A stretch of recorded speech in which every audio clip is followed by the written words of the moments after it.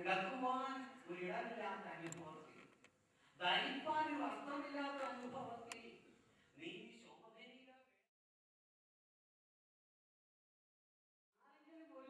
ഇറങ്ങിപ്പോകുന്നെങ്കിലും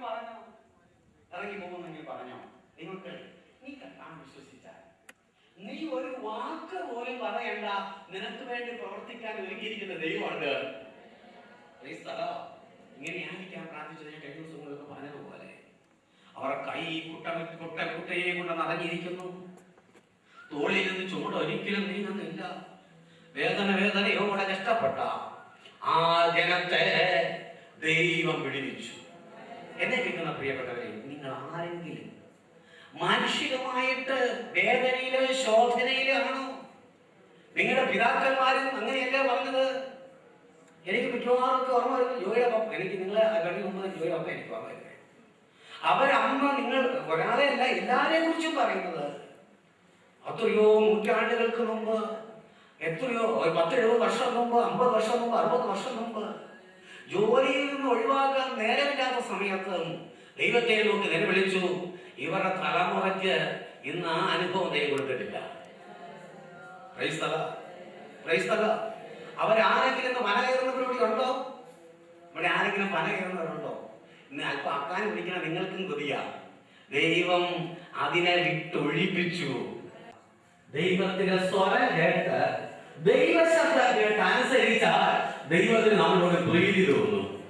ദൈവത്തിന് പ്രീതി തോന്നിയാൽ അവന്റെ വലം കൈയും അവന്റെ ഭുജവും അവന്റെ മുഖപ്രകാശവും നമുക്ക് അനുകൂലമാകുന്നു. മാത്രമല്ല, പണ്ടത്തെ നമ്മുടെ അവസ്ഥയിൽ ദൈവം അമേ. ചിലപ്പോ മാനുഷികമായി ഏതെങ്കിലും നിലവാരത്തിൽ വളരെ പ്രയാസത്തോടെ ആയിരിക്കുമെങ്കിൽ ദൈവത്തിന് പ്രീതി തോന്നിയാൽ, രാജാവിന്റെ ചെങ്കോൽ എസ്തറിനെ നീട്ടിയപ്പോൾ നീ ചോദിക്കുന്നതെന്തും അത് രാജ്യത്തിന്റെ പാതയോളമാണെങ്കിലും നല്ലത് പറഞ്ഞു. കാരണം അറിയാം, മറ്റൊന്നും ശ്രദ്ധിക്കുക, മറ്റൊന്നുമല്ല, അവന്റെ ഹൃദയത്തിൽ ആ രാജ്ഞിയോടൊരു പ്രീതി തോന്നിയാണ്.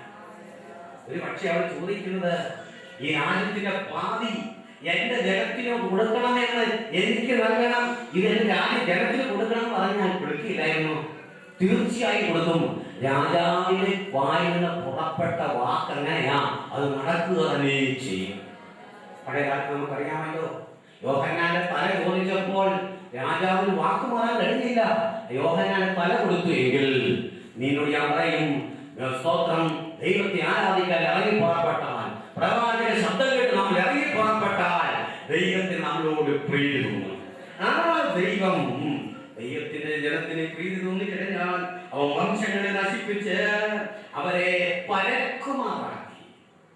ദൈവത്തിന്റെ പ്രത്യേകത മനുഷ്യനെ ശ്രദ്ധിക്കണം. നമ്മൾ ആഴ്ന്നിറങ്ങുക മാത്രമല്ല,